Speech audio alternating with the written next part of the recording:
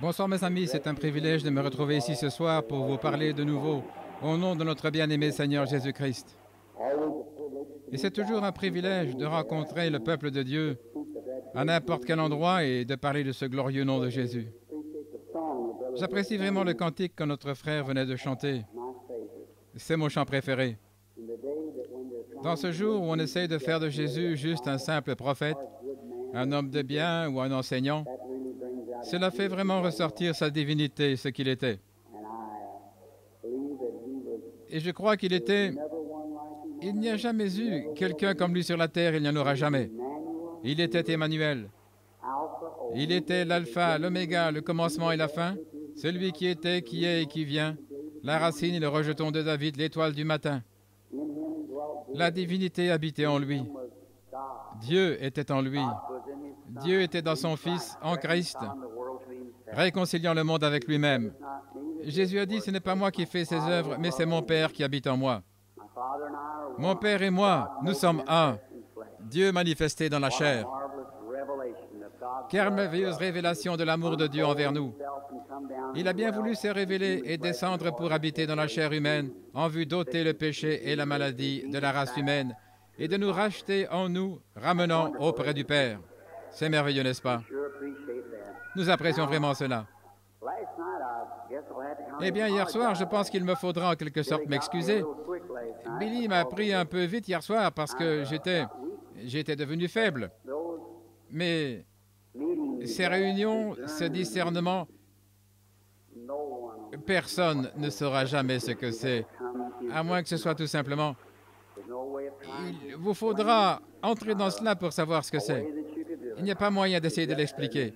Il n'y a aucun moyen de pouvoir le faire. C'est tout simplement une expérience que personne ne connaît, si ce n'est ceux qui passent par là. Voilà ce que ça fait à la race humaine, à l'homme. Ça apporte la vie même de Christ à l'individu.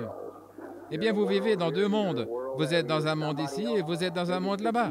Vous êtes avec quelqu'un d'autre qui a peut-être 50 ans. Il y a 50 ans d'ici et peut-être avec quelqu'un dans le futur, plusieurs années à partir d'aujourd'hui. Et pourtant, vous êtes conscient que vous êtes debout ici à l'estrade et vous dites quelque chose qui est arrivé il y a des années, peut-être des semaines, des mois, dans une autre nation, à un autre endroit. Et ensuite, vous essayez de garder vos idées claires à ce sujet. Je vous assure, ce n'est pas une mince affaire. Mais le Seigneur nous a bénis là, jusqu'ici, et nous sommes très heureux et nous espérons que Dieu va tirer gloire de cette réunion. Maintenant, dans le service de ce soir, je me disais, alors que nous sommes qu'un rassemblement d'une poignée de gens, nos réunions ne sont annoncées que localement ici, et c'est tout simplement pour les gens d'ici, locaux. Et avant que nous entrions dans la partie la plus importante des réunions, je pensais aujourd'hui d'essayer d'apporter aux gens peut-être un enseignement à l'ancienne mode tiré de la Bible, de sorte que lorsque le grand événement aura lieu, si Dieu nous l'envoie, nous soyons alors en mesure de comprendre mieux. Après tout, la guérison divine n'est que l'appât qui est attaché à l'hameçon pour attraper le poisson. Comme vous savez, le poisson saisit l'appât et avale l'hameçon. Ainsi, l'important pour nous, notre seule option principale, c'est que les âmes soient gagnées à Jésus-Christ. Si Dieu vous guérissait ce soir, il se peut que vous tombiez encore malade avant que vous ne mouriez. Vous pouvez encore tomber malade dans 1 an ou dans 2 ans. Vous pouvez tomber malade dans 1 semaine ou dans 1 jour. À partir de maintenant, je ne sais pas. Mais une chose est sûre, c'est que vous allez quitter ce monde-là de ces jours. Parce que ça, ce n'est qu'une histoire rafistolée. Mais si jamais cette âme entre en contact avec le Saint-Esprit et naît de nouveau, vous avez la vie éternelle. Peu importe ce qui arrive ici, vous ne mourrez jamais. Jésus a dit, celui qui entend mes paroles et croit en celui qui m'a envoyé, il a, au temps présent, la vie éternelle. Il ne passera pas en jugement, mais il est, au temps passé, passé de la mort à la vie. Cela devrait faire que nous tous, les méthodistes, nous nous mettions à pousser des cris, n'est-ce pas? C'est vrai. De penser, c'est Dieu qui a fait cela. Eh bien, ce n'est pas ma parole, c'est la sienne. Saint Jean 5, 24. Dans Saint Jean 6, Jésus a dit, celui qui mange ma chair et boit mon sang a la vie éternelle, et je le ressusciterai au dernier jour. C'est vrai. Celui qui mange ma chair et boit mon sang, il a, au temps présent, la vie éternelle. Eh bien, si c'est éternel, c'est qu'elle ne dure pas d'un réveil à l'autre, mais elle prend toute l'éternité. Et maintenant, pour certains d'entre vous, les ministres qui êtes assis tout près, nous savons que cette vie éternelle vient du même mot qui signifie la vie de Dieu, le mot Zoé, le mot grec qui signifie la vie même de Dieu. Nous devenons alors fils ou filles de Dieu, un rejeton de Dieu, ayant une partie de la vie de Dieu en nous. Nous ne pouvons plus mourir, pas plus que Dieu ne peut mourir. S'il essayait de le faire, ainsi nous avons la vie éternelle et nous serons ressuscités au dernier jour. N'est-ce pas merveilleux? Cela devrait faire que les baptistes et les méthodistes se serrent la main et poussent des cris, n'est-ce pas? Certainement. C'est ce qu'il y a de bien avec la bonne vieille religion. Elle amène tous les hommes à s'asseoir ensemble et à s'aimer les uns les autres. Certainement. Ça ôte toutes les divergences. Ça fait de nous de nouvelles créatures. Ça fera qu'un smoking et une paire de salopettes puissent s'entourer de leurs bras et dire « Frère, comment allez-vous » C'est vrai, certainement. Cela fera qu'une robe de soie et un calicot s'entourent de leurs bras et disent « Sœur, je t'aime ». C'est ce que ça fait, certainement. Cela brise toutes les barrières, riches ou pauvres, esclaves ou libres. Nous sommes tous un en Jésus-Christ. Le dimanche au tabernacle, en fait, je vois qu'il y a tout un groupe de gens du tabernacle ici. Nous avions une leçon d'école du dimanche sur la rédemption par le sang. Et cela m'a tellement emballé que je sens comme si j'étais toujours dans une autre sphère quelque part, sur la rédemption par le sang. Et ce soir, après que la famille se soit déplacée pour venir ici très tôt, afin de pouvoir assister au service des chants et tout, j'étais dans la chambre et je me suis mis à lire les Écritures et j'ai trouvé quelque chose. Et je pensais, eh bien, si le Seigneur le veut, je vais parler tout simplement de ça ce soir. Il s'agit de la rédemption par le sang, dimanche. Et maintenant, ce soir, je vais parler sur la rédemption par puissance. Et demain soir, je vais parler sur la rédemption dans la totalité, si Dieu le veut, c'est-à-dire dans la joie. Dans le sang, dans la puissance et dans la joie, la rédemption. Et pour faire ressortir ceci, maintenant beaucoup de gens, des braves érudits, des hommes instruits, savent comment percer et donner ce genre de révélation, peut-être pour ceci ou cela. Mais moi, je suis plutôt l'un de ces prédicateurs du type illettré. L'unique chose que je sais faire, pour m'assurer que je suis presque dans le vrai de toute façon, c'est me référer aux ombres. Si je me mettais à marcher en me dirigeant vers le mur à l'air de la lumière de ce côté-ci, je pourrais dire, presque comme je suis ici, si je suis un quadrupède ou un oiseau ou peu importe ce que c'est, si je vois le genre d'ombre que je reflète. Eh bien, l'Ancien Testament était l'ombre du Nouveau Testament. C'était le négatif, comme la Lune par rapport au Soleil. Le Soleil éclaire la Lune et celle-ci reflète la lumière du Soleil sur la Terre. Et j'aime vraiment l'Ancien Testament. Il est plein de paraboles comme cela, autant que possible. Maintenant, le parfait, dans la Genèse, lorsque Dieu a d'abord fait le Soleil, pour faire ensuite la Lune, cette Lune et le Soleil représentent Christ et l'Église. Juste comme le Soleil s'élève dans sa puissance et sa gloire, lorsqu'il se couche, il renvoie sa lumière sur la Lune, dans l'obscurité, pour qu'elle reflète la lumière sur la terre en l'absence du Soleil. Lorsque Jésus est parti, il est entré dans la gloire et a renvoyé sa lumière sur l'Église pour donner à celle-ci la lumière de l'Évangile jusqu'à son retour. Oh là là! Et ensuite, ils vont se marier. Ce sera merveilleux. Ce sera une grande lumière de la lune. L'agneau et sa lumière. On n'avait plus besoin du soleil dans cette cité. Maintenant, pour une petite avant-première, retournons dans l'Exode. Et j'espère que vous n'avez pas assez de moi lorsque je parle de l'Exode. Une fois dans mon église de l'autre côté de la rivière, j'ai prêché, je crois, pendant environ 1 an et 6 mois sur Job. Chaque soir, les gens revenaient et je prenais tout simplement une petite portion de Job et on continuait. Nous avons parcouru toute la Bible. Toutes les Écritures s'emboîtent les unes dans les autres et il n'y a aucune contradiction dans la parole de Dieu. Non. Chaque portion est parfaite. C'est l'unique livre qui soit jamais écrit, inspiré comme cela, qui peut parfaitement. Il a été écrit par plusieurs écrivains et à plusieurs centaines d'années d'intervalle, et chacun d'eux parlait par le Saint-Esprit, et le tout s'ajuste parfaitement. C'est la raison pour laquelle, dans tous ces livres qui ont été ajoutés, les Maccabées et autres, ça ne concorde pas avec ceci. Je n'accepte donc pas cela. Pour moi, ceci, c'est la parole de Dieu. Et une femme m'a écrit une lettre en disant que je prêchais sur Job sur le tas de cendres. Elle a dit, frère Branham, ne voyez-vous pas que vous avez gardé Job assez longtemps sur ce tas de cendres? Il est là depuis environ 6 semaines. Et elle a dit, eh bien, n'allez-vous pas à l'ôter de ce tas de cendres? Et je lui ai répondu, lorsque le Saint-Esprit arrêtera d'envoyer la parole là-dessus, je pense que je devrais tout simplement arrêter de prêcher. Mais aussi longtemps qu'il m'a laissé continuer de parler de Job sur ce tas de cendres, eh bien, je m'en suis tenu là. Et les âmes ont été sauvées. Ainsi, c'est comme cet évangéliste qui est venu dans la ville, il a prêché un soir, il a prêché sur la repentance. Le soir suivant, la repentance. Et le soir suivant, la repentance. Après 4 ou 5 soirs, le comité des diacres est allé le voir, lui a demandé, frère, ne pouvez pas prêcher autre chose que la repentance? Il a dit, oh oui, laissez tous ces gens se repentir premièrement, ensuite je vais prêcher sur autre chose. C'est une bonne idée, qu'ils se repentent tous, nous pourrons leur prêcher sur quelque chose d'autre. Très bien. En guise d'une petite avant-première maintenant, pour ceux spécialement qui n'étaient pas au tabernacle dimanche matin, nous aimerions retourner au chapitre 12, mais notre pensée de base ce soir se trouve au chapitre 14, à partir du verset 13 dans l'Exode. Eh bien, le dimanche matin, nous nous sommes arrêtés au verset 10 sur le sujet suivant, la rédemption par le sang. Presque vous tous, vous connaissez bien cette histoire, j'en suis sûr. Maintenant, nous savons que nous pourrons bien tourner les feuilles de ce livre et tourner les pages, mais il n'y a qu'un seul qui peut ouvrir ce livre, c'est Jésus-Christ. Jean a vu le livre, il était scellé.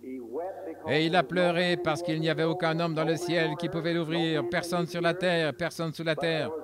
Mais il y avait un agneau qui avait été immolé avant la fondation du monde, qui est venu prendre le livre de la main droite de celui qui était assis sur le trône. Il a ouvert les sceaux, il a ouvert le livre, il a brisé les sceaux du livre, et c'est lui qui était digne, car il avait été immolé depuis la fondation du monde. Parlons-lui ce soir et demandons-lui de l'ouvrir pour nous.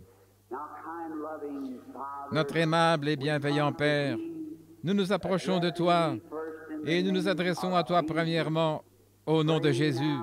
Et nous prions maintenant, pendant que nous tenons ici, étant abrités sous ce toit ce soir, alors que cette tempête fait rage à l'extérieur, la pluie tombe, tordant les choses avec ce vent qui souffle. Nous sommes très reconnaissants d'avoir la maison de Dieu où nous pouvons venir. Et nous sommes reconnaissants parce qu'il y a une tour, un refuge. Tu as dit, le nom de l'Éternel est une tour forte, le juste s'y réfugie et se trouve en sécurité. Nous sommes si heureux de connaître le nom du Seigneur et nous sommes venus nous y réfugier. Et maintenant, nous te prions de nous ouvrir cette parole ce soir, Père. Puisse le Saint-Esprit venir, entrer dans la parole, circoncile les lèvres de cet humble pauvre serviteur, ainsi que les cœurs de ceux qui écouteront, tes enfants. Et puisse le Saint-Esprit prendre les paroles de Dieu et les placer dans chaque cœur exactement là où on en a besoin. Bénis-nous maintenant. Renouvelle nos esprits ce soir dans ton esprit. Tire la gloire de ce service, sauve les perdus, guéris les malades. Ramène à la maison les rétrogrades, Seigneur. Et nous te rendrons la gloire, car nous le demandons en ton nom, le nom de ton Fils bien-aimé, Jésus.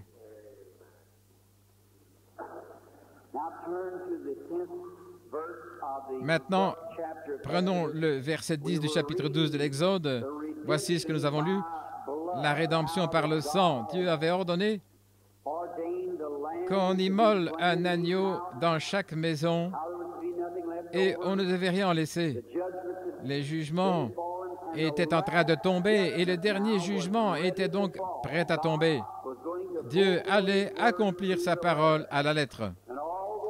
Et tous ces jugements en ce temps-là étaient un signe parfait, ou plutôt un type parfait des jugements qui sont prêtes à tomber maintenant.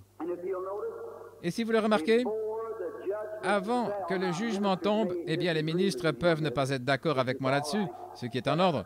Mais avant que le jugement commence à frapper l'Égypte, Dieu avait envoyé Israël à Goshen. Ils étaient à Goshen et aucun fléau n'était tombé sur eux. C'était un type parfait de l'Église qui est transporté au-dessus de la tribulation. Très bien. Ensuite, la dernière plaie qui a frappé la terre, ou plutôt qui a frappé l'Égypte, c'était la mort.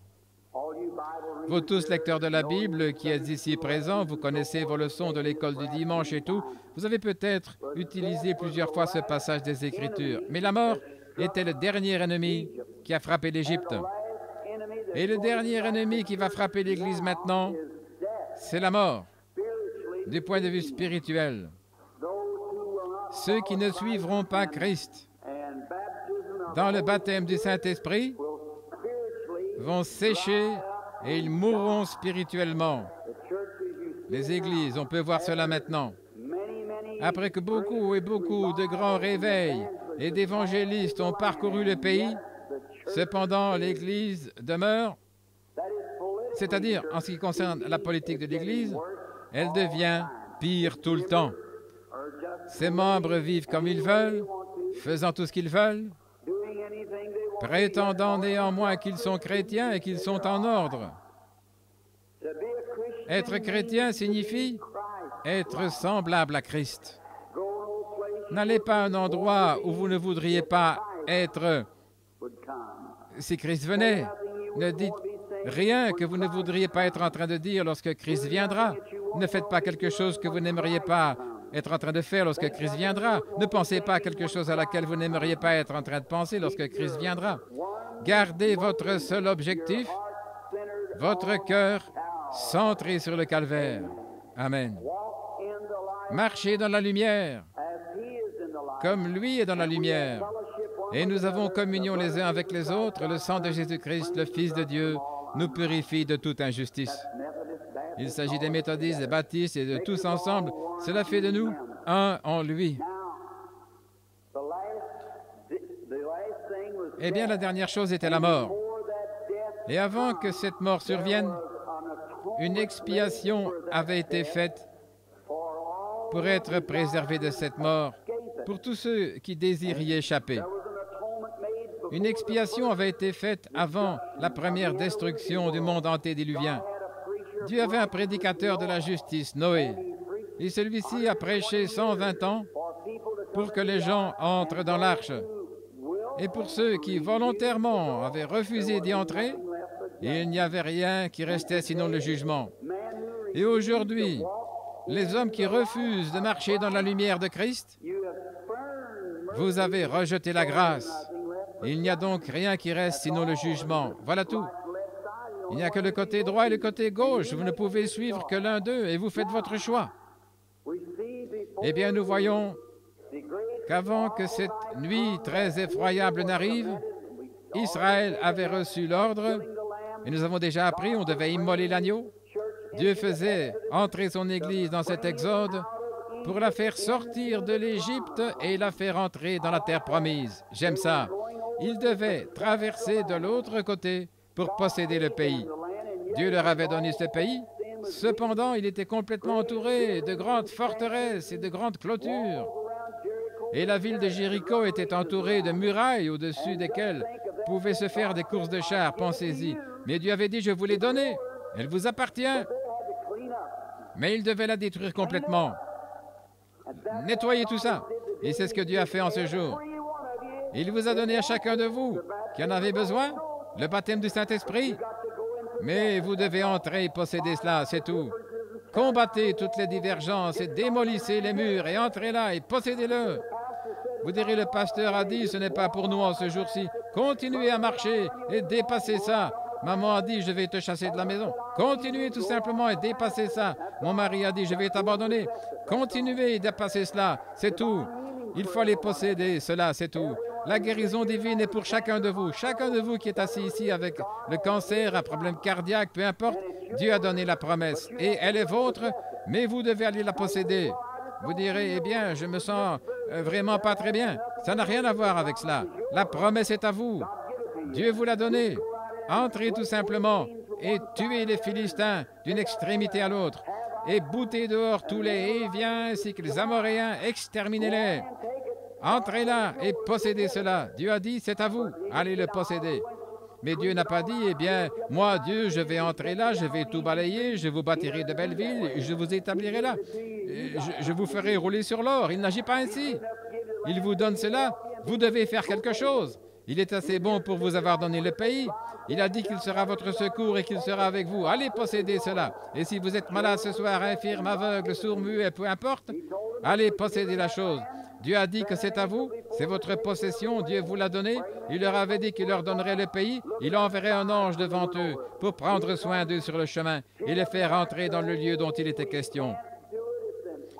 Considérez les espions lorsqu'ils ont traversé de l'autre côté. Voici 10 d'entre eux qui reviennent disant « Oh, nous ne le pourrons pas, c'est impossible. » Eh bien, nous sommes des scientifiques, nous avons examiné la chose. Scientifiquement, c'est impossible. Mais il y avait 2 hommes, Josué et Caleb. Et eux ne regardaient pas le côté scientifique, ils regardaient à ce que Dieu avait dit. Nous en sommes capables, et c'est vrai. Ils ont ramené l'évidence, prouvant que c'était un bon pays. Je suis si heureux de cette évidence, pas vous? Ça prouve qu'il y a un bon pays juste au-dessus de nous. Et ce soir, nous sommes en route vers ce pays. Alléluia. Très bien.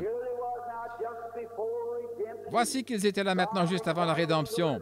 Pour être sûr qu'ils seraient protégés, Dieu avait exigé que les enfants d'Israël tuent cet agneau et appliquent le sang sur le linteau au-dessus de la porte comme ceci, et à chaque montant de porte. Ils devaient entrer dans la maison et manger cet agneau sans rien en laisser. Remarquez, tout l'agneau, non pas une partie. Chaque petite partie de l'agneau devait être mangée.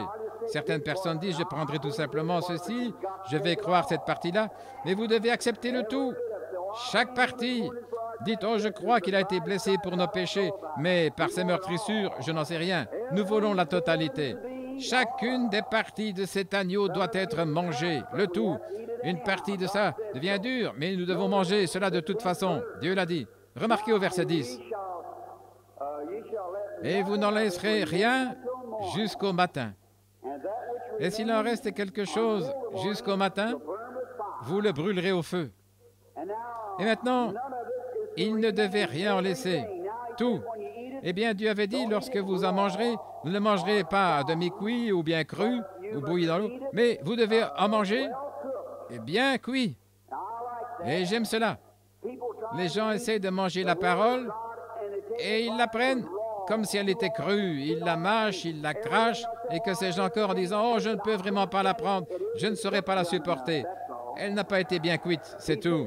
Il a dit « Rôtissez-le au feu. » Le feu représente le Saint-Esprit. Acceptez premièrement Dieu dans votre cœur, et il la rôtira pour vous, c'est vrai.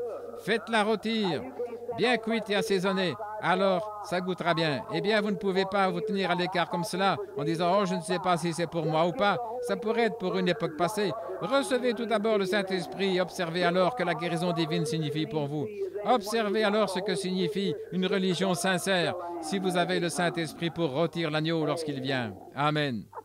C'est vrai. Rôtissez d'abord l'agneau, et il vous faut avoir du feu pour le rôtir. Il devrait être rôti. Oh là là, c'est à ce moment-là que ça devient bon. Rôti. Complètement brûlé. Bien cuit. Il n'y a pas longtemps, je me tenais ici près d'une grande fonderie et j'ai vu à quel degré ce feu chauffait. Et on y faisait fondre continuellement des métaux. Et plus ces métaux chauffaient, les impuretés des métaux, de l'or, tout cela montait à la surface et on enlevait cela.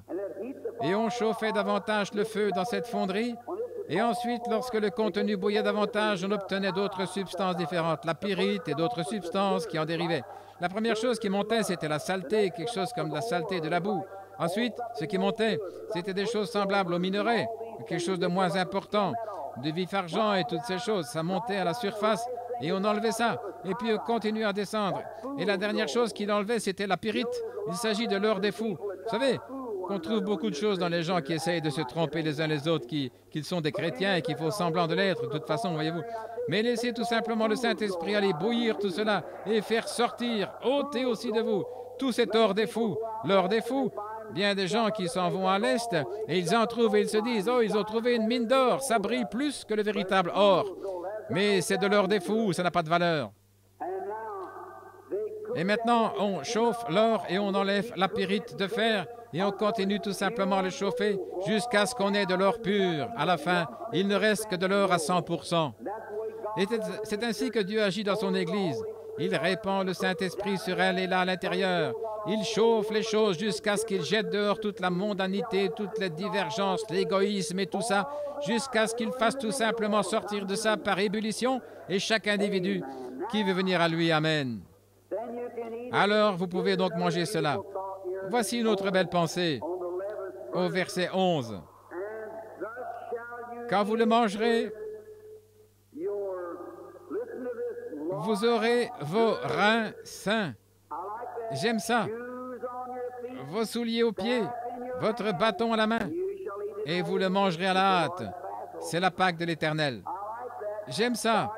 Pendant que vous serez en train de le manger, soyez prêts à partir. Voilà la question. Prenons Éphésiens chapitre 6, et voyons ce que Paul a dit au sujet de la préparation de l'Église.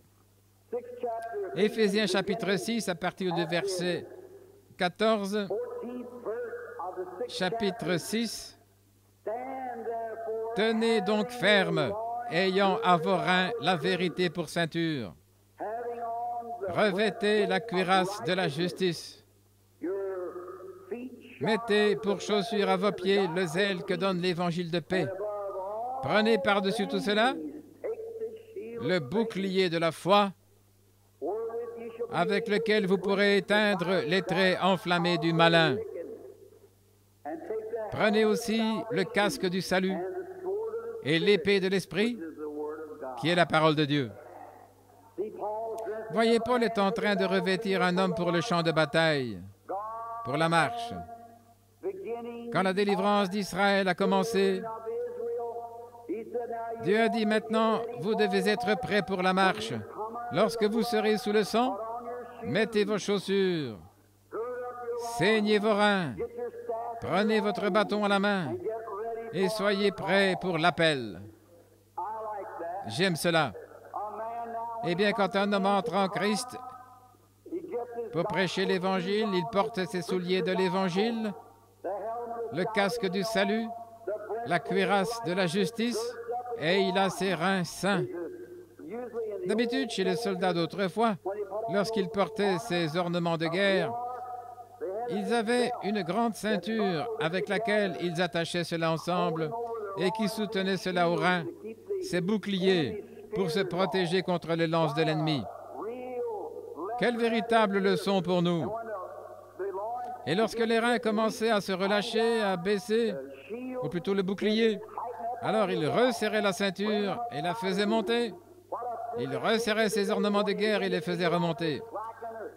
Quelle belle image de ce jour! Lorsque vous sentez comme si vous commencez à vous relâcher, lorsque le diable dit « ça ne sert à rien », baissez la main et resserrez la ceinture un petit peu.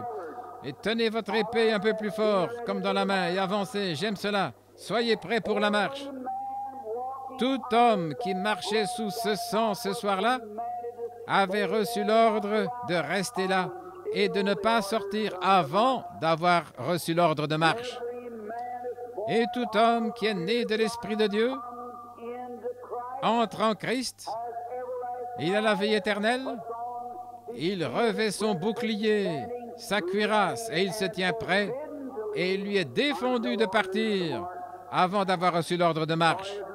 Oh, n'est-ce pas merveilleux? N'êtes-vous pas heureux que vous ayez attaché tout cela ce soir, vous, les soldats?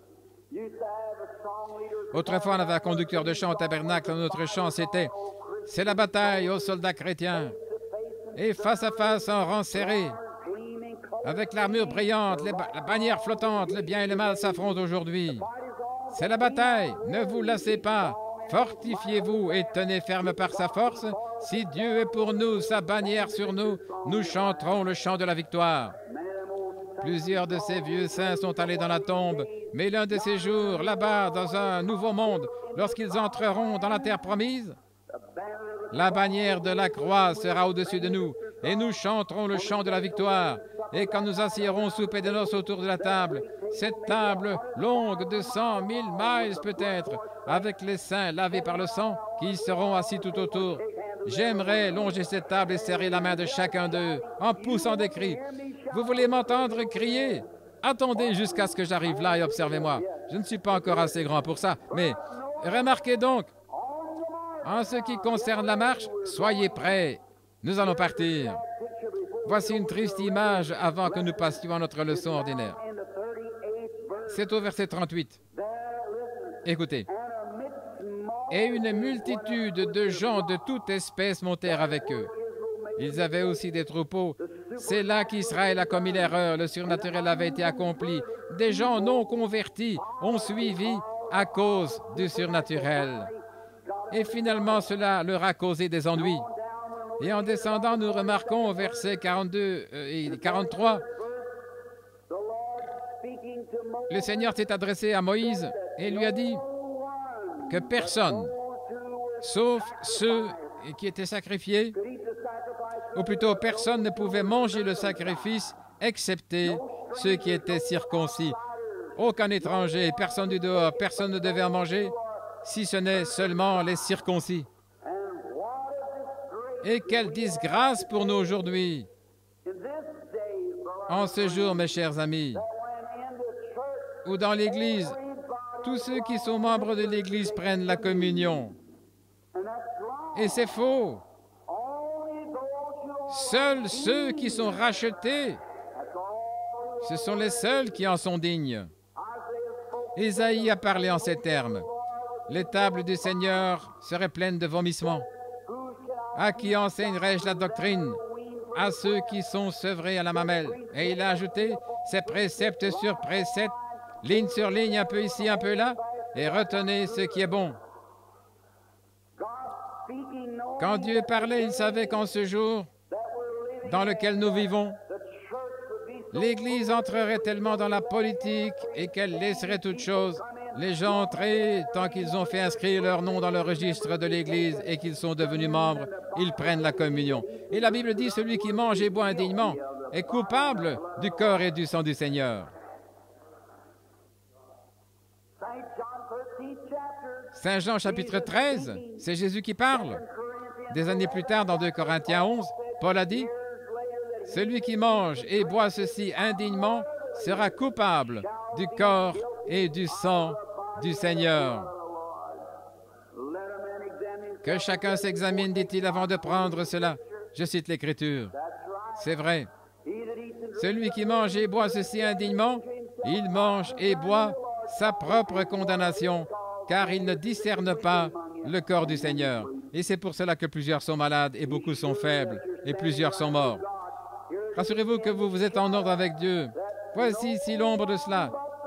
Personne, excepté les circoncis, peu importe combien la personne était loyale, combien elle est de l'Église juive, elle devait être un prosélyte, elle devait être un véritable croyant circoncis avant de pouvoir prendre la communion ou de manger la Pâque.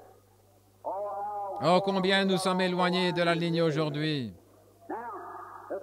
Eh bien, allons-y vite alors. Ce soir, Dieu les a fait sortir. Nous passons maintenant au verset 13 du chapitre 14. Dieu leur avait donné la colonne de feu pour aller devant eux. Je pense qu'ils avaient ici cette image ce soir, je le dis avec révérence.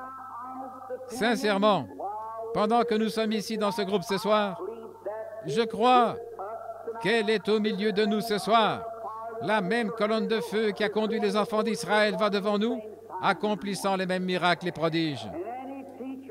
Et tout enseignant ici présent ou tout érudit de la Bible, vous savez bien que l'ange qui accompagnait Israël et qui les conduisait vers la terre promise, c'était l'ange de l'Alliance, c'était Jésus-Christ. Et aujourd'hui, Jésus-Christ, le même hier, aujourd'hui, éternellement, accompagne et va devant ce groupe que vous aimez appeler les saints exaltés, si vous voulez. Il continue à les conduire de victoire en victoire. Gloire à Dieu. Dans ces nations, en ce temps-là, ils étaient méprisés, haïs, rejetés et repoussés par les nations. Ils étaient traités de tous les noms. Il en a de même aujourd'hui. avec les véritables croyants. Vous, dans vos églises, vous savez que lorsque vous prenez position pour Christ et que vous défendez la vérité, toute l'Église dit, « Regardez-le, il a perdu la tête, il est devenu fou. » Ne prêtez pas attention à cela, continuez votre route. Maintenant, vous êtes complètement revêtus de votre armure et le sang va devant vous, le Saint-Esprit vous conduit. Continuez tout simplement à avancer, ne faites pas attention à ce que quelqu'un dit. Regardez droit au calvaire et continuez à marcher. Quel beau type! Eh bien, ils étaient sortis et ils sont arrivés, maintenant remarquez, la rédemption par le sang les avait fait sortir d'Égypte. Et maintenant, ils devaient donc avoir quelque chose d'autre pour les faire entrer dans le pays. Eh bien, ils n'étaient qu'à leur début. Ils étaient sortis, ils étaient circoncis, ils étaient passés sous le sang et ils étaient en marche. Eh bien, ils étaient parvenus à quelque chose, ils continuaient leur route, sachant qu'ils étaient passés de la mort à la vie. Ils savaient qu'ils avaient la vie éternelle. Mais les voici en train de monter maintenant et les difficultés commencent à surgir. Voici venir l'armée de Pharaon, les poursuivants pour les attraper. Les ennuis sont venus. Écoutez, Dieu est pour nous un refuge, notre force, un secours qui ne manque jamais dans la détresse. Oh, j'espère que vous voyez ceci. Voici, sachez, écoutez, au verset 13. Et Moïse dit au peuple, ne craignez point. J'aime cela. Après que Jésus soit ressuscité des morts, il disait constamment, ne craignez point. C'est l'ennui avec l'Église aujourd'hui. Vous avez terriblement peur de connaître un échec. Comment pouvez-vous échouer alors que vous êtes en Christ? Vous ne pouvez pas faillir. Vous avez la vie éternelle. Tous les démons de l'enfer ne peuvent pas vous ébranler. Vous avez la vie éternelle. Jésus l'a dit. N'ayez donc pas peur de l'échec. Vous direz, bien, je crains de devenir fanatique. Je préférerais avoir un peu de fanatisme plutôt que de me tenir tranquille et ne rien faire, certainement. Un homme qui est prêt à faire quelque chose. On parle de Ballard par ici. Un homme est venu chercher auprès de lui du travail et il lui a dit, apposez votre signature ici. Il a pris son stylo pour signer et Ballard lui a demandé, où est votre gomme? Il a dit, je n'en ai pas, je ne commets pas d'erreur. Il a dit, je ne saurais pas vous employer. Vous n'allez rien faire, c'est vrai. Si vous ne commettez pas d'erreur, vous ne faites rien. Allons-y, mon frère. Soyons actifs et pleins d'entrain. J'aime Longfellow là. Ne me dites pas en poésie mélancolique que la vie n'est qu'un rêve dénué de sens et que l'âme qui sommeille est morte et les choses ne sont pas ce qu'elles semblent être. Oui, la vie est réelle et la vie est solennelle. Et la tombe n'en est pas le but. Tu es poussière et tu retourneras à la poussière. N'a pas été dit de l'âme, soyons actifs. De tout cœur dans le combat. Ne soyez pas comme un troupeau muet. Soyez un héros. N'attendez pas que les gens vous persuadent d'aller à Christ. Tenez-vous comme un homme ou une dame. Acceptez-le. Marchez en avant. Victorieux. Amen. C'est ce que Dieu cherche. Des soldats qui sont prêts, qui sont rudes. Vous ne pesez peut-être que 75 kilos, mais vous pouvez néanmoins être tenace, frère, et rempli de puissance, si seulement vous laissez Dieu faire les choses à sa manière. Et j'ai vu des gens qui pesaient 100 kilos, qui n'avaient même pas un brin de virilité en eux. C'est vrai, c'est juste. Remarquez, Moïse dit au peuple, ne craignez pas, tenez-vous tranquille et voyez la délivrance de l'Éternel. C'est bien. Continuez à marcher. Ne craignez rien. Si vous avez accepté Christ comme votre sauveur, allez de l'avant. Frère Branham, j'ai besoin du baptême du Saint-Esprit. Continuez tout simplement à avancer, n'ayez pas peur. Vous direz, je suis malade maintenant, frère Branham, je ne peux pas aller plus loin. Ne vous lassez pas. Continuez simplement à avancer. Observez la délivrance de notre Seigneur. Acceptez-la. Continuez à avancer. Vous dites, comment ça va se passer? Les médecins m'ont abandonné. Eh bien, le médecin fait de son mieux. Mais Dieu n'a pas encore fait le mieux qu'il peut, c'est vrai. Juste un instant, écoutez maintenant. Très bien. L'Éternel, il agira pour vous aujourd'hui, car les Égyptiens, les assaillants, ces fauteurs de troubles. Vous direz, frère Branham, si je pouvais tout simplement cesser de fumer, si je pouvais cesser de boire, si je pouvais cesser de voler, si je pouvais cesser de faire ceci et cela. Ne vous lassez pas, continuez à marcher. Dieu prendra soin du reste. Si j'étais sûr de pouvoir le faire, frère Branham, j'accepterais Christ maintenant même. Ne vous inquiétez pas, allez de l'avant. Continuez tout simplement. Vous verrez la délivrance de l'Éternel. Car ces Égyptiens que vous voyez aujourd'hui, vous ne les reverrez plus jamais. Amen. La chose sera réglée dans quelque temps. L'Éternel combattra pour vous, et vous gardez le silence. Et l'Éternel dit à Moïse, « Pourquoi cries-tu à moi? Parle aux enfants d'Israël, qu'ils se mettent en marche. » J'aime ça. N'essayez pas de dire, « Eh bien, j'ai adhéré à l'Église il y a 10 ans, frère Branham. J'ai été un bon et fidèle membre. C'est bien, j'apprécie ça. Mais continuons à avancer ce soir. Dieu continue à avancer. Aujourd'hui, les gens font marche arrière. Ils disent, eh bien, la science, il y a 150 ans en France, un savant a fait cette déclaration. Si jamais un homme allait à la vitesse vertigineuse de 30 miles à l'heure, la gravitation l'ôterait de la Terre. Il serait parti. 30 miles à l'heure. Il file environ à 1600 miles à l'heure de nos jours et vous n'entendez plus jamais la science se référer à cela. Il avait raison à son jour, mais on vit dans un autre jour, c'est vrai. Mais nous, les prédicateurs, oh non, la guérison divine, eh bien, faites-moi voir ce que Moody, Finney, Knox, Calvin, l'un d'eux a dit. Ils avaient raison en leur temps, mais nous avançons, nous allons de l'avant. Nous avons autre chose. Et là, dans la parole du semeur, Jésus a dit qu'un semeur est sorti pour semer des semences. L'ennemi est passé par là, il a semé des mauvaises herbes au milieu du blé. Il a dit, laissez-les croître ensemble. Vous montrerez toujours combien le monde devient méchant, mais vous manquez de voir combien l'Église devient puissante en même temps. Elle se lève, elle se tient dans le champ. Oh, elle est constituée d'un petit troupeau, mais frères, Dieu est avec elle. Elle va triompher tout aussi sûr que Christ est ressuscité d'entre les morts. Amen. L'Église de Dieu ne faillira jamais. Les portes de l'enfer ne prévaudront point contre elle. Il a montré qu'elles seraient contre elle, mais elles ne prévaudront pas. L'Église va triompher par le sang de Jésus-Christ pour une marche triomphale. Je suis certain d'une chose, c'est que Dieu aura une Église sans tache ni ride et irrépréhensible. Amen. Je suis tellement heureux à cause de ça. Eh bien, si je suis dans cette Église, Amen. Frère Madame, comment y entre-t-on? Par une lettre? Non. Comment y entre-t-on?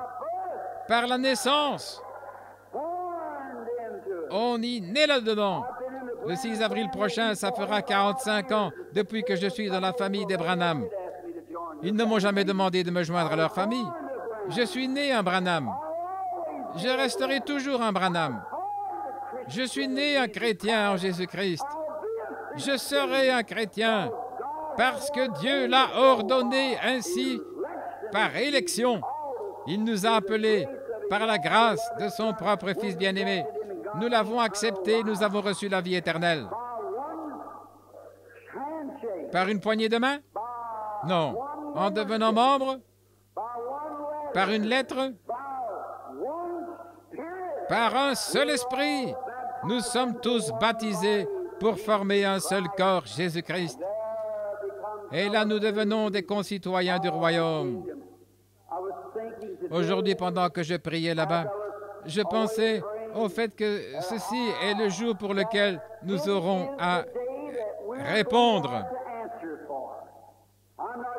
Et je n'aurai pas à répondre pour la génération qui a été avant moi ou la génération qui sera après moi. Mais au jugement, je devrais me tenir avec cette génération. Et j'ai dit, écoutez, il y avait sur le panneau la photo d'une femme qui était en train de prendre de la bière et quelque chose du genre. Et on disait qu'elle était sans souffle et quelque chose de ce genre. Et moi, j'ai dit, oui, et même sans vie. Voilà, j'ai dit, quelle disgrâce. Avec toute la prédication, parfois il semble, j'en ai parlé à ma femme et j'ai dit, parfois il semble que ça ne fait aucun bien. Mais de toute façon, je dois être la voix d'avertissement sans tenir compte de ce que les gens font. Je dois prêcher l'Évangile de toute façon et témoigner de la résurrection et de la puissance de Jésus-Christ. Laissez-les abandonner cela et tournez-leur le dos. Dieu les jugera au jugement pour cela. Je ne suis responsable que de prêcher, et les autres ministres aussi qui prêchent l'Évangile. Eh bien, j'aime vraiment cela. Remarquez. Maintenant, allez de l'avant, et vous verrez la gloire de Dieu. Mais écoutez maintenant le verset 16. Nous lisons ceci. Mais lève la verge. La verge, c'était la verge du jugement. Eh bien, ce n'était pas la verge de Moïse, c'était la verge de Dieu. Si vous remarquez, Moïse a pris cette verge, il l'a soulevée comme ceci. Les mouches sont venues. Il a soulevé au-dessus des eaux. L'eau est devenue du sang. C'était la verge du jugement de Dieu. Et cette même verge, comprenez bien cela, c'était avec cette même verge qu'il avait frappé le rocher. Et une fissure s'est faite sur le côté du rocher, et les eaux sont sorties du rocher. Eh bien, ce rocher était Christ, et c'était le jugement de Dieu.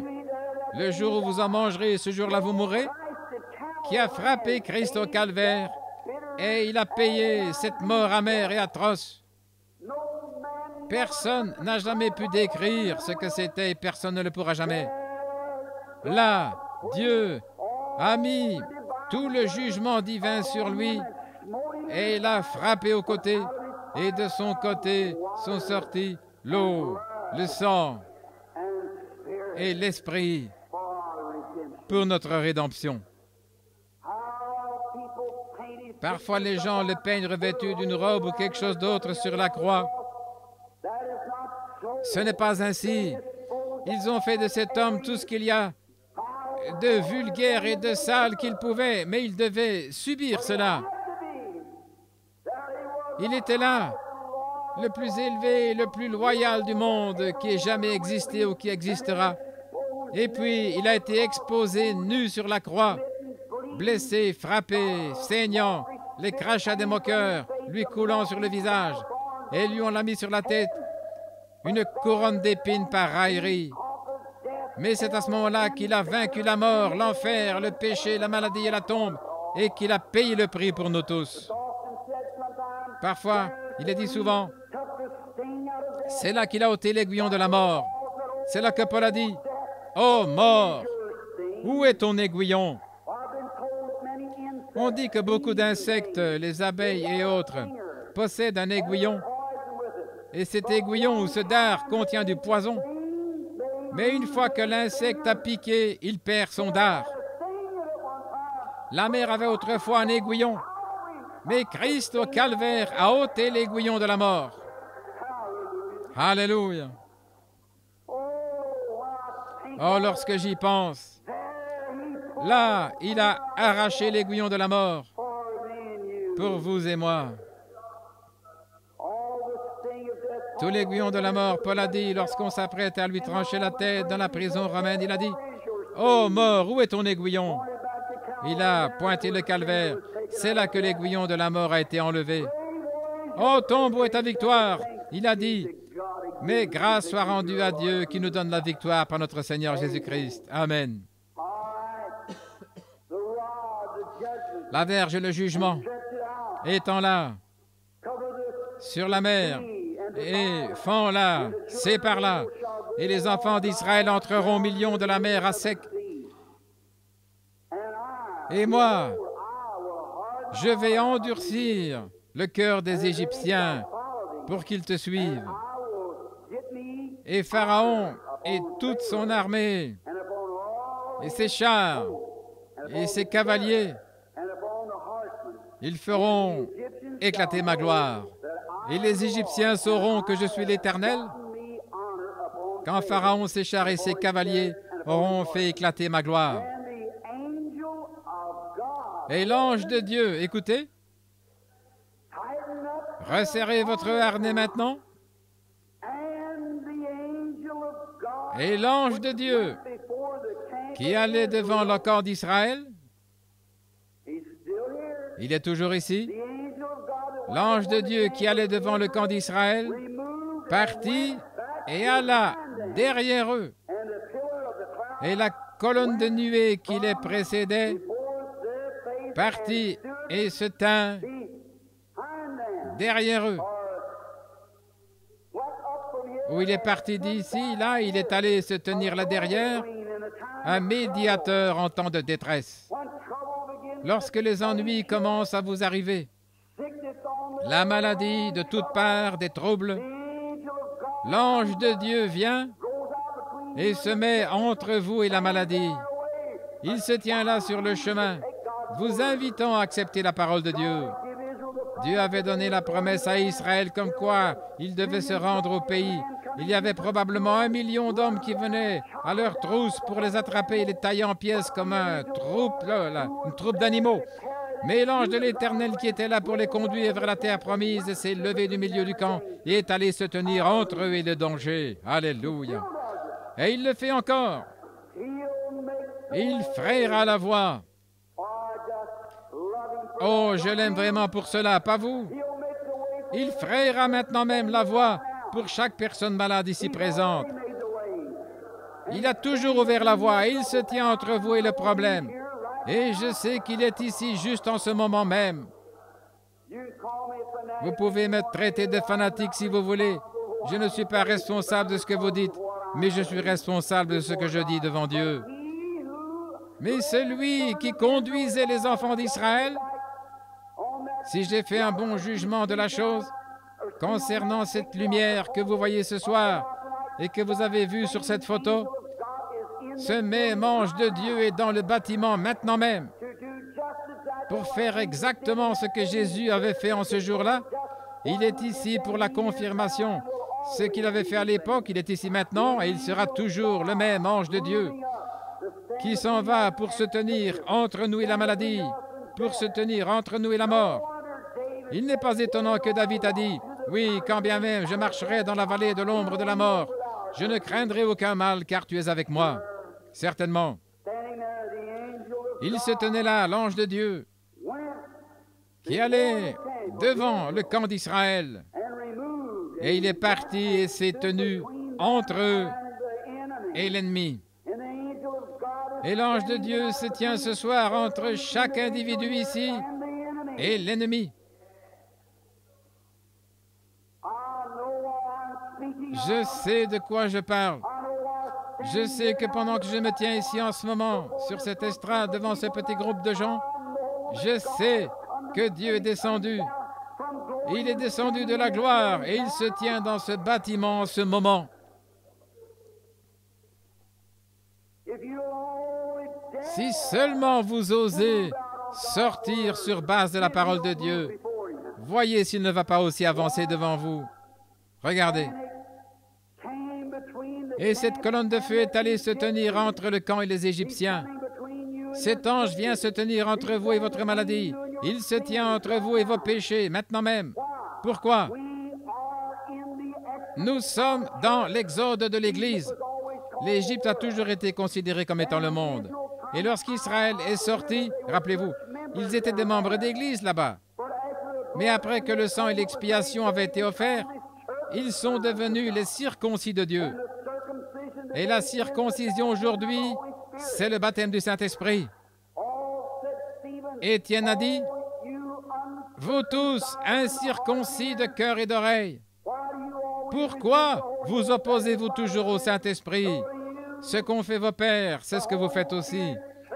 Le Saint-Esprit a fait la circoncision dans le cœur, retranchant les choses du monde. Autrefois, c'était l'Église de la sainteté à l'ancienne mode qui vivait cela, qui agissait comme cela, qui vivait comme ça. Mais aujourd'hui, elle est exactement comme le reste du monde. C'est une disgrâce. Nous avons laissé tomber les barrières. Autrefois, le vieux frère Spurgeon disait, c'était un vieux prédicateur méthodiste, il chantait, « Nous avons laissé tomber les barrières, nous avons laissé tomber les barrières, nous avons fait des compromis avec le péché, nous avons laissé tomber les barrières, les brebis sont sorties. Comment les boucs sont-ils entrés? Parce que vous avez laissé tomber les barrières. C'est cela, vous avez laissé tomber le modèle de la vie chrétienne. Parce que les séminaires ont produit quelques prédicateurs et les ont envoyés là pour faire des compromis avec la vérité. Mais le Saint-Esprit a toujours été là pour condamner le péché et il se tient ce soir entre le croyant et les choses du monde. Amen.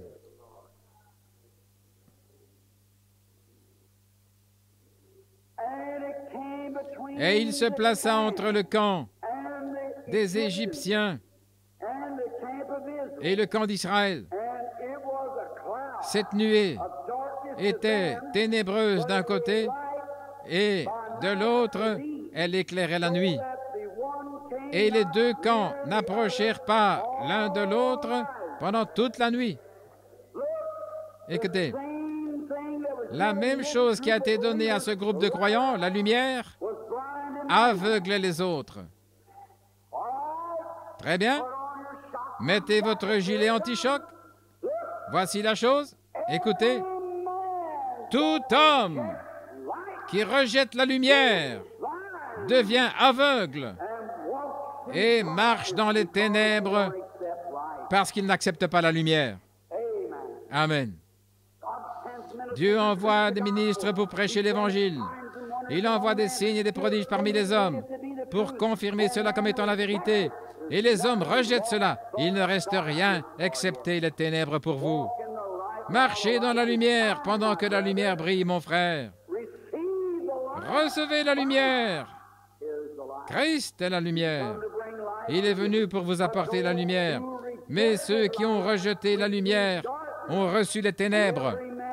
Et tout homme et toute femme ce soir qui rejette la lumière marche dans les ténèbres, ne sachant pas où ils vont. Ils trébuchent vraiment, ils seront populaires parmi les gens. Mais on se demande comment ils se tiennent dans la présence de Dieu.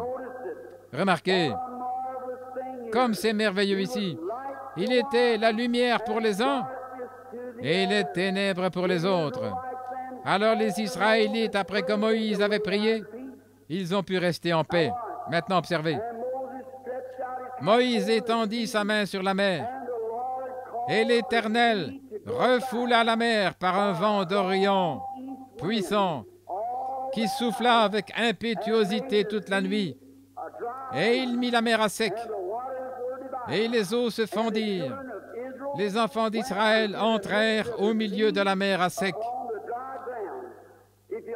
Si vous remarquez bien, pendant que les enfants d'Israël, qui étaient sortis des ténèbres et qui avaient accepté la lumière, lorsqu'ils ont eu des problèmes, la lumière est passée derrière eux et ils se sont endormis pendant toute la nuit, et pendant qu'ils dormaient, Dieu avait envoyé un vent qui a soufflé sur la mer et qui a ouvert une voie pour échapper. Alléluia à l'agneau. Je suis si heureux d'avoir été rempli du Saint-Esprit ce soir. Pendant que nous sommes endormis, nous nous réjouissons et nous nous reposons dans la promesse de Dieu. Dieu leur a promis de leur donner une échappatoire. Et pendant qu'eux étaient en repos sur cette promesse, Dieu était là devant eux, frayant une voie. Chaque homme et chaque femme ce soir qui voudront bien accepter Jésus-Christ sur cette base, le Saint-Esprit, pendant que vous êtes endormis, pendant que vous êtes en repos sur sa promesse, peut-être que vous êtes infirme ou aveugle, peut-être que vous n'entendez pas, problème cardiaque, le cancer ou autre chose, peut-être que vous êtes mourant. Acceptez la lumière ce soir et reposez-vous là-dessus. Et le vent qui est venu comme un vent impétueux le jour de la Pentecôte descendra et passera par là pour ouvrir une voie pour vous. Alléluia. Afin que vous traversiez cette vallée de la maladie pour juste retourner dans la terre de la bonne santé une fois de plus.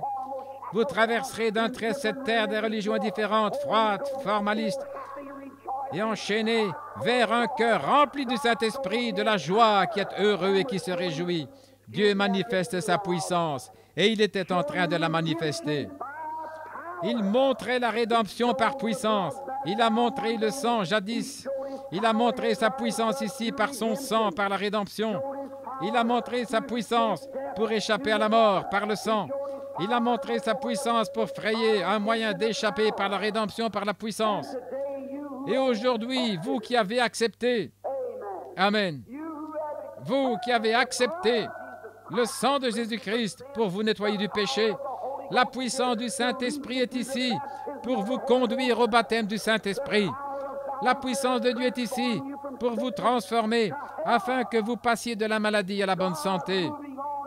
Dieu continue à avancer dans l'exode de son Église. Et l'Église est en plein épanouissement, là où Dieu rassemblera bientôt son grain. C'est merveilleux de sortir des ténèbres pour entrer dans la merveilleuse lumière. Combien nous aimons cela! Oh, j'aime vraiment cela! Cela représente pour mon âme ce soir, mes amis. Aujourd'hui, je parlais à un homme qui venait de me rencontrer quand j'étais à l'extérieur et il m'a dit, j'ai essayé de parler aux gens, il a dit, j'ai beaucoup changé, Billy, depuis que tu étais enfant. Il a dit, tu passais à mon lieu de travail pour me dire que je devais me mettre en ordre avec Dieu et que je devais en ordre avec lui. Et il a dit, et je me suis plutôt moqué de toi. Mais il a dit, Billy, à présent les choses ont changé. Il a dit, maintenant je sais de quoi tu parles. Je me suis dit, gloire à Dieu. Quand j'essaie d'en parler aux autres, a-t-il ajouté, ils changent de sujet et se mettent à parler d'un journal amusant ou autre chose. Il ne s'agit pas de moi. Ce type qui vient après, là au coin, il peut mourir, il est le suivant. Peut-être que son numéro vient juste après, ne sachant pas à qui est attribué le numéro suivant. C'est peut-être le vôtre ce soir, mon ami.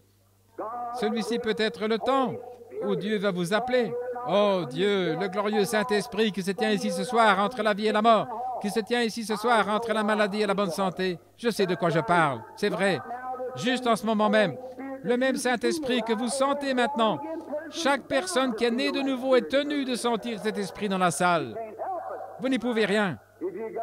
Si vous avez la vie en vous, vous savez qu'il est là. Très bien. C'est comme un aimant.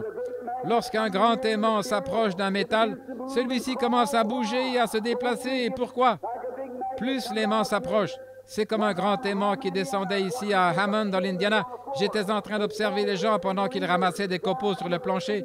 On tirait un grand levier et un grand aimant descendait. Et on balayait tous les copeaux, on les ramenait au milieu du plancher. Et pendant que l'aimant passait, tous ces copeaux qui avaient été magnétisés par l'aimant, le fer, montaient directement et étaient emportés par l'aimant. Et on les démagnétisait, on les laissait tomber dans la coupole et on les faisait fondre une fois de plus. Il y avait beaucoup de copeaux d'aluminium qui restaient. J'ai demandé pourquoi ces copeaux ne sont pas partis. L'homme répondu, ils n'ont pas été magnétisés. Et j'ai dit gloire à Dieu. Pourquoi ces copeaux-ci ne sont-ils pas descendus, ces morceaux de fer? L'homme a répondu, si vous remarquez bien, c'est parce qu'ils sont cloués au sol. Il en est ainsi de beaucoup de gens, mes amis. Vous devenez membre d'Église, vous n'êtes pas magnétisé par le baptême du Saint-Esprit. Alors vous laissez quelque chose vous enchaîner, au point de divergence qui vous enchaîne. Mais l'un de ces jours, il y aura un grand aimant qui viendra de l'Est appelé le Fils de Dieu. Il balayera ce pays et chaque personne qui est mort en Christ ressuscitera avec lui pour aller dans l'au-delà. Et ces vieux corps seront transformés, rendus semblables à lui, semblable à son propre corps glorieux dans lequel nous vivrons éternellement, libérés de la maladie, libérés de la vieillesse, libérés de toute autre chose, et dans la gloire de Dieu pour vivre dans sa présence pour toujours. Amen. Que cela ne vous effraie pas, je me sens religieux maintenant même. Certainement. Très bien. Car je sais que mon Rédempteur est vivant, et que dans les derniers jours il se tiendra sur cette terre, et même si les vers de ma peau détruisent ce corps, mais dans ma chair, je verrai Dieu. Il me sera favorable. Mes yeux le verront et pas un autre. Ne pensez pas que je suis fou, je ne le suis pas. Si je suis fou, laissez-moi tranquille. Je suis plus heureux comme ceci que je l'étais autrement. Oui, laissez-moi tout simplement rester comme ceci. Oh, certainement, fou vis-à-vis du monde. Car ces choses que le monde traite de folie, Dieu les traite de bénis. Vous devez être insensé aux yeux de ce monde. Pourquoi? Vous n'êtes pas de ce monde. Lorsque vous traversez cette ligne de séparation, vous devenez des concitoyens du royaume de Dieu. Oh là là! Combien c'est bon! Eh bien, vous devenez une nouvelle créature. Oh là là! Vous êtes changé de ceci, ce que vous êtes maintenant. Vous êtes maintenant des fils de Dieu. Maintenant, nous sommes assis ensemble dans les lieux célestes. Non pas que nous le serons dans les milléniums, mais nous le sommes maintenant. Juste en ce moment, nous sommes des fils de Dieu. Juste en ce moment, nous sommes assis ensemble dans les lieux célestes en Jésus-Christ. Non pas tout simplement dans l'Église, nous sommes en Jésus-Christ. Le Seigneur Jésus ressuscité est ici. Il est ici dans sa puissance. Il est ici dans sa puissance de rédemption. Il est ici pour l'exode. Il est ici pour faire entrer chaque membre d'Église dans la communion avec lui. Il est ici pour faire entrer chaque pécheur, peu importe combien vous êtes vil. Il est ici pour faire entrer la puissance de sa résurrection dans votre vie et faire de vous une nouvelle créature. Il y a quelques années, toutes les religions du monde se sont réunies. Je pense que c'était à Londres, en Angleterre ou ailleurs. Je ne me rappelle plus. Mais lorsque tous parlaient en faveur de différentes églises, les mahométans, bouddhistes et tout, un petit homme qui représentait l'église de la sainteté de l'Amérique, John Witt, je crois que c'était son nom. Ainsi donc, lorsqu'il s'est levé à son tour pour parler dans ce grand rassemblement où toutes les religions étaient représentées, il a raconté l'histoire de Lady Maccabée. Combien cette femme était vile. On l'avait arrêtée dans l'Oklahoma avec un cigare à la bouche, conduisant ou transgressant la loi sur la vitesse. Elle parcourait les rues dans un carrosse. Elle avait commis tant de meurtres. Elle était tellement souillée, tellement méchante, que lorsque les bourreaux sont allés pour mettre du goudron ou des plumes sur elle, ceux-ci n'ont pas voulu mettre la main sur elle. Ils craignaient de se souiller. Et après avoir raconté cette histoire de façon dramatique, au point que tous ceux qui étaient au bord de leur siège, il a demandé, « Messieurs, vous qui appartenez aux religions de ce monde, votre religion possède-t-elle quelque chose qui pourrait purifier les mains de Lady Maccabée? » Personne n'a dit un mot. Il a sauté en l'air et il a claqué les talons et il a claqué des mains. Il a dit, « Le sang de Jésus-Christ ne purifiera pas seulement ses mains, mais il purifiera aussi son cœur. » Amen, c'est vrai. Le sang de Jésus-Christ prendra la prostituée la plus vile de Louisville, dans le Kentucky, et fera d'elle une sainte, une dame. Il prendra le contrebandier d'alcool de cet endroit et fera de lui un gentleman et un saint de Dieu. Mes amis, citoyens du royaume, mes compatriotes du Kentucky, de l'Indiana et des environs, ce soir, ne pensez-vous pas qu'il est temps pour vous de considérer ce Seigneur Jésus avant que la dernière occasion vous soit retirée? Lorsque vous voyez l'Église entrer dans ce glorieux exode, quand vous voyez la colonne de feu marcher au-devant, se tenir là et accomplir des prodiges et des miracles, il est ici ce soir dans toute sa puissance de la rédemption. Il est ici pour guérir chaque pécheur et pour ramener chaque rétrograde. Il est ici pour guérir chaque personne malade. Il est le plein évangile et nous prêchons le plein évangile. Mangez tout l'agneau, rôtissez-le avec le Saint-Esprit et sachez qu'il est bon à manger, car le Saint-Esprit nous a prédit qu'il est vraiment bon. Goûtez et voyez combien le Seigneur est bon. Cela goûte comme du miel sur le rocher. Notre Seigneur Jésus est ici dans son amour et dans sa puissance, dans ses glorieuses bénédictions rédemptrices.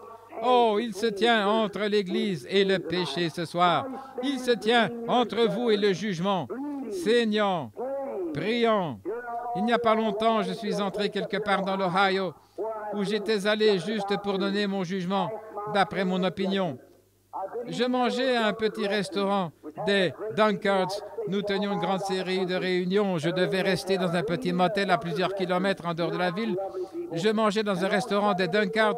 Ce sont des braves gens aimables et le dimanche, ils avaient fermé, ils étaient allés à l'église. Il me fallait de l'autre côté dans un petit restaurant américain ordinaire pour y prendre mon dîner. Lorsque j'ai franchi la porte, là, il y avait un policier entourant une fille de son bras et jouant à une machine à sous. Jouer à l'argent est illégal dans l'Ohio. Et là, l'homme de loi était lui-même en train de violer la loi. Et peut-être que cet homme de mon âge, peut-être marié, ayant une famille quelque part, et il avait entouré de ses bras une jeune dame qui était là. Et j'ai regardé au fond de l'autre côté du restaurant, et là, des garçons ivres étaient assis avec une jeune dame qui n'agissait pas du tout avec moralité. J'ai regardé une vieille dame, elle est environ 58 ans ou 60 ans, aussi âgée que ma mère, la peau toute ridée.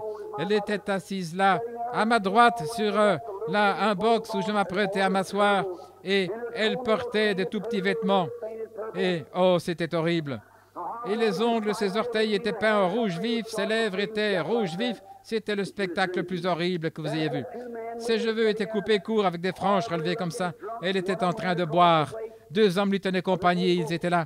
Et ils avaient un aspect horrible, des ivrognes. Et l'un d'eux était étendu au travers de la plaque de la table. Ils se sont excusés et ils sont sortis pour se rendre aux toilettes.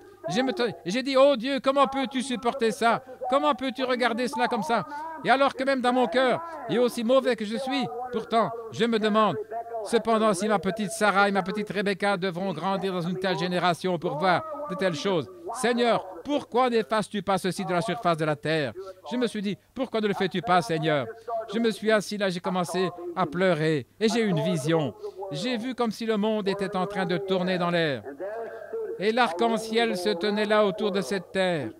Et quelqu'un qui était en train de me parler a dit, c'est le sang de Jésus-Christ qui entoure ce monde et qui empêche Dieu de le détruire.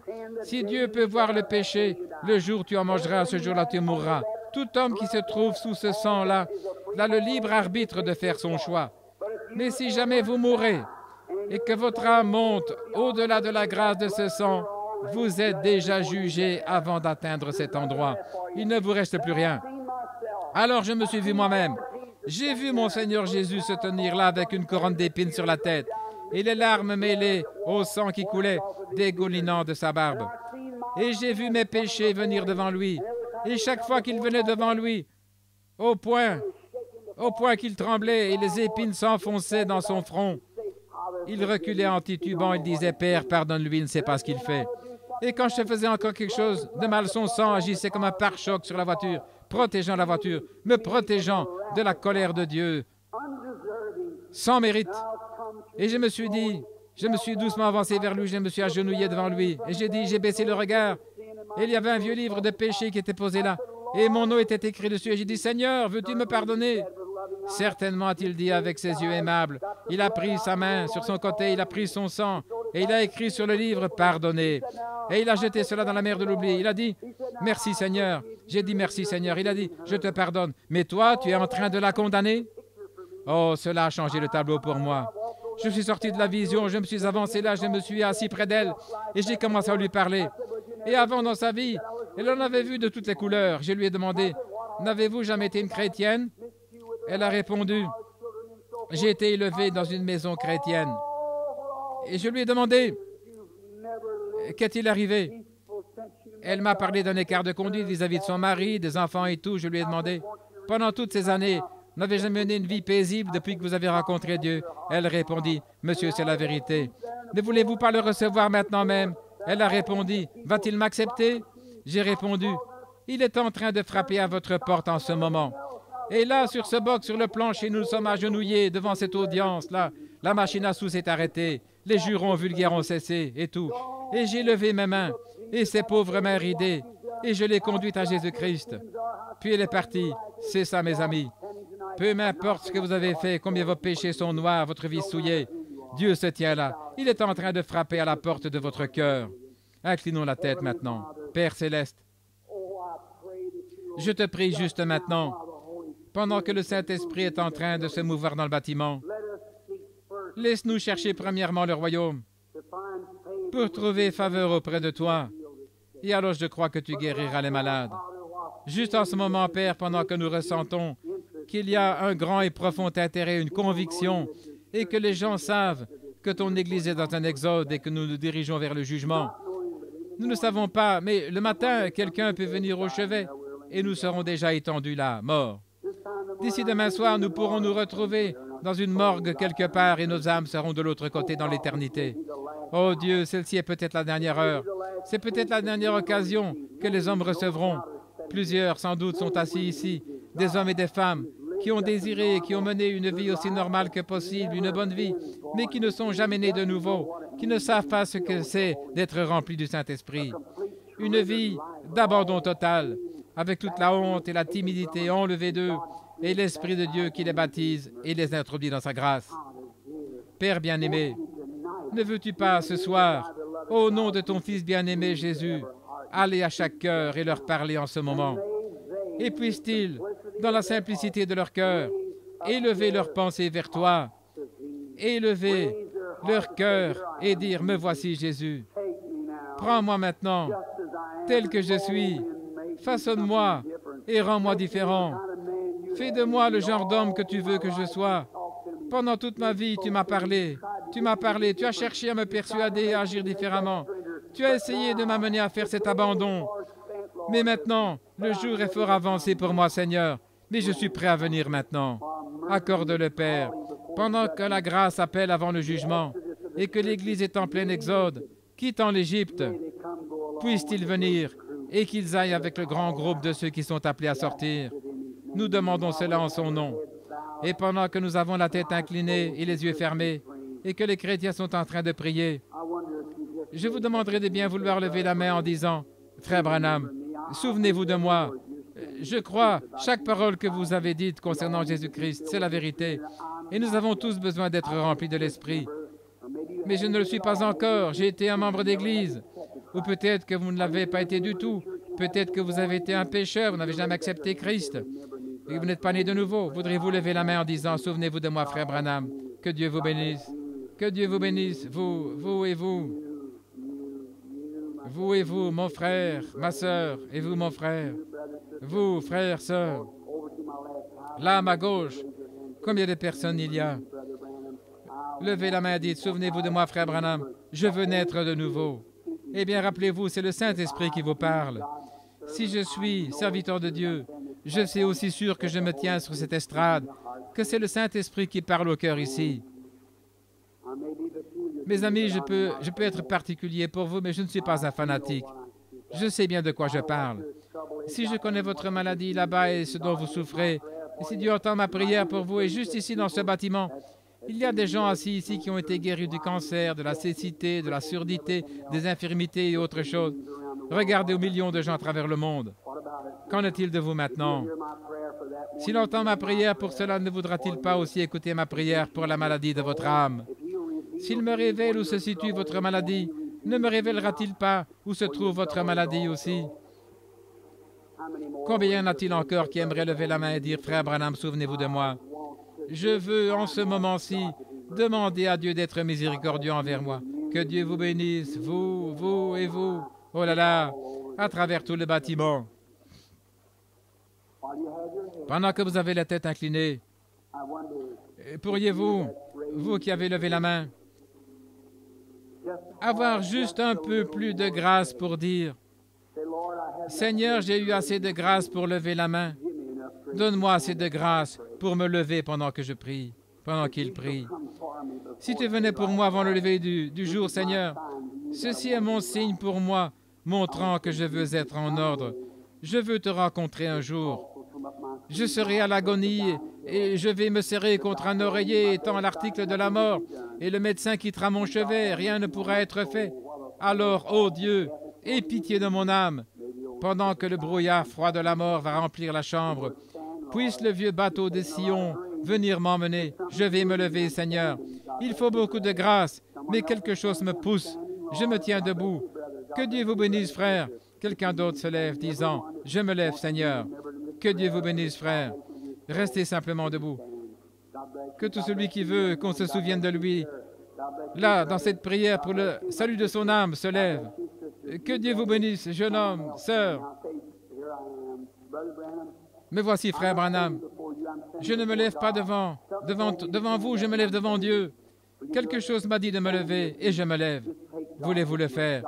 Tenez-vous tout simplement debout. Acceptez Dieu comme ceci. Que Dieu vous bénisse, madame.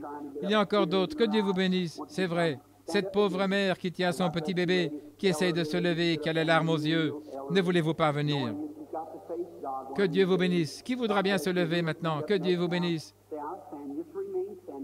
Peut-être que vous voulez tout simplement vous rapprocher un petit peu. Ne remettez pas cela plus tard. Levez-vous tout simplement.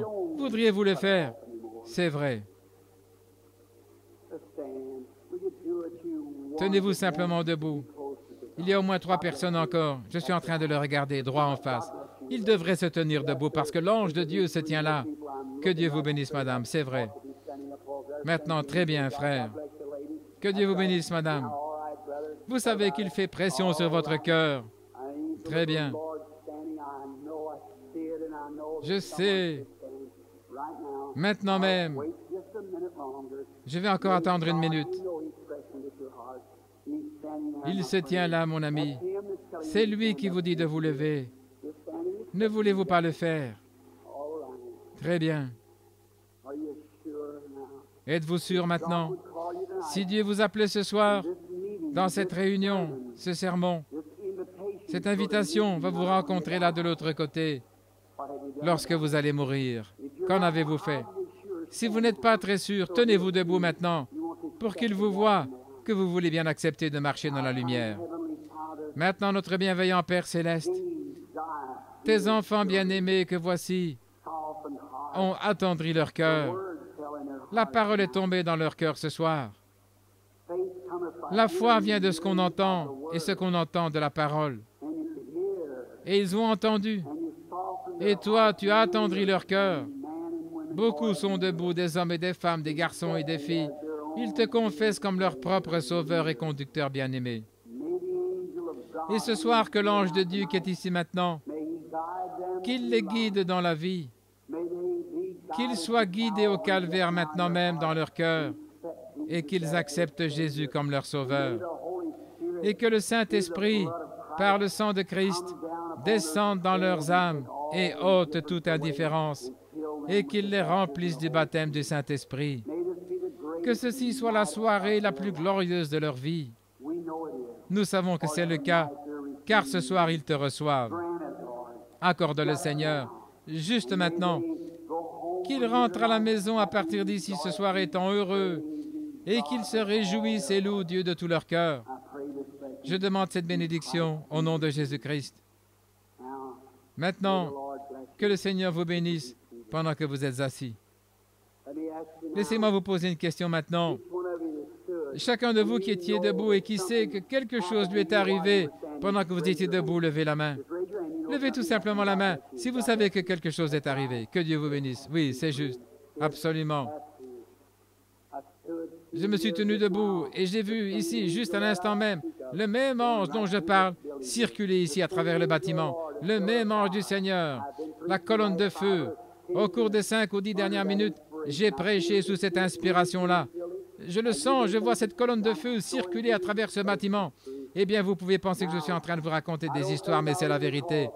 Maintenant, je ne pense même pas à appeler une ligne de prière. Je pense que je vais me tenir ici. Je vais demander à Dieu de confirmer par des signes et des prodiges que je vous ai dit la vérité. Combien ici veulent être guéris, les malades? Levez la main. Où que vous soyez, levez tout simplement la main et dites « Je l'accepte ». Très bien. Je veux que vous regardiez, que vous viviez, que vous croyez. Quelqu'un dans cet auditoire, quelqu'un, regardez par ici et dites « Seigneur Jésus, je crois que la raison pour laquelle j'ai fait cet appel à l'autel, c'est parce qu'il nous faut d'abord trouver grâce à ses yeux. Ceci est quelque chose de nouveau pour moi. Il me faut premièrement trouver grâce à ses yeux. Alors si j'ai trouvé grâce et que j'ai rendu un service, et vous, une douzaine ou 2 douzaines d'âmes sont venues à lui, certainement. Maintenant, chacun de vous qui êtes venu à Christ, cherchez une bonne église remplie du Saint-Esprit et rendez-vous là. Et là, cherchez son baptême jusqu'à ce que vous l'ayez reçu. Allez tout simplement là chaque jour, le jour et la nuit, continuez simplement à prier. Eh bien, vous qui êtes malade, si je vous ai dit la vérité, Dieu témoignera que c'est la vérité. La seule chose qui puisse faire cela, et Dieu fera connaître cela si vous priez tout simplement et que vous croyez de tout votre cœur. Regardez et dites ceci.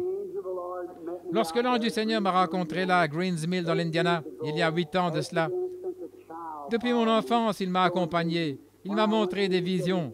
Lorsque je suis allé vers lui, il m'a dit, « Si tu es sincère, que tu amènes les gens à te croire, rien ne résistera à ta prière. » Eh bien, il peut faire la même chose pour vous maintenant, comme à cette époque-là. Il est ressuscité d'entre les morts. Et là, l'auditoire qui est dehors devant lui, il sait ce qu'a chacun de vous, ce que vous avez fait, votre problème et tout. Croyez-vous cela? Alors croyez de tout votre cœur. Je remarque un jeune homme qui est assis là. Il croit. Il a la foi. Croyez-vous que Dieu peut me permettre de connaître votre problème? Vous le croyez? S'il le fait, accepterez-vous votre guérison? Vous souffrez du cœur, n'est-ce pas vrai?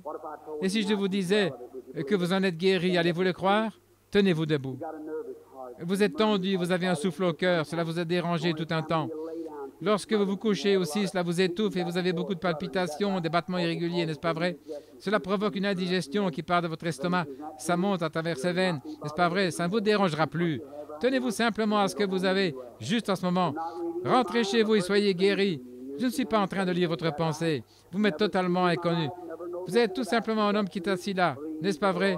Je ne vous ai jamais vu, gloire à Dieu. Eh bien, l'ange de Dieu est ici. Franchement, jeune homme, j'aimerais vous demander quelque chose, et voyez si cela est vrai ou pas.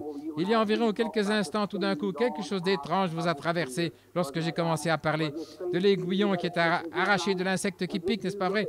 Et vous avez eu une sensation étrange, n'est-ce pas vrai? Et ne m'avez-vous pas regardé au même moment?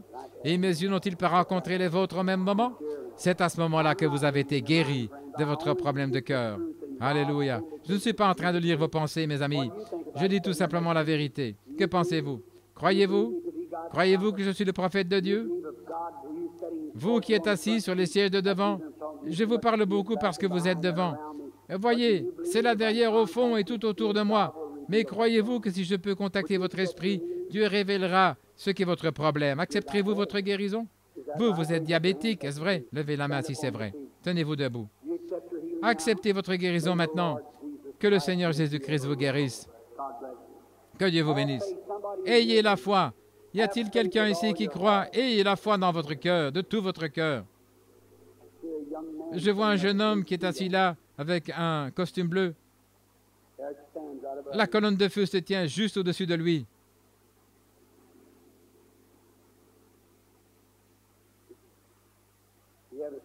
Vous avez une maladie de peau, n'est-ce pas, jeune homme? N'est-ce pas vrai? Mettez-vous debout. Oh, je vois, vous êtes avec cette délégation. Est-ce vrai? Eh bien, voulez-vous rentrer chez vous guéri? Levez la main et dites, Seigneur Jésus, maintenant je crois que l'ange de Dieu vous conduit et je crois que je suis guéri. Qu'en pensez-vous? Monsieur qui est là à côté de lui, croyez-vous aussi? Mettez-vous debout un instant pour que je puisse vous regarder. Croyez-vous de tout votre cœur que je suis serviteur de Dieu? Voulez-vous être guéri de cette maladie de cœur? C'est ce que vous avez, n'est-ce pas? C'est ce que j'ai dit, c'est ce que vous aviez. Vous ne l'avez plus maintenant. Vous pouvez rentrer chez vous. Que croyez-vous, monsieur? Croyez-vous de tout votre cœur? Croyez-vous que je suis le prophète de Dieu? Mettez-vous debout. Croyez-vous de tout votre cœur? Vous souffriez des nerfs, n'est-ce pas vrai? N'est-ce pas vrai? Levez la main. Maintenant, vous pouvez rentrer à la maison, guéri. Jésus-Christ vous a guéri. Qu'en est-il de l'homme qui vient après, celui qui est assis au bout de la rangée? Tenez-vous debout. Croyez-vous que je suis le prophète de Dieu, le serviteur? Croyez-vous qu'il peut me révéler votre problème pour que vous acceptiez votre guérison? C'est dans votre gorge, c'est exact? Rentrez chez vous et soyez guéris au nom de Jésus-Christ. S'il y a dans le bâtiment quelqu'un d'autre qui voudrait guérir, il peut se lever et recevoir sa guérison. Si vous m'avez cru comme étant serviteur de Dieu, tenez-vous debout. Que Dieu vous bénisse. Problème gynécologique, cancer, cela vous a quitté. Que Dieu soit béni. Que chacun de vous lève les mains vers Dieu. Notre Père Céleste, je condamne maintenant toute maladie dans ce bâtiment. Je chasse tout mauvais esprit et que le Saint-Esprit prenne le contrôle maintenant et que chaque personne soit guérie. Posez vos mains les uns sur les autres et dites gloire à Dieu partout et réjouissez-vous et soyez heureux car Jésus-Christ, l'agneau de Dieu, est ici pour guérir chacun de vous.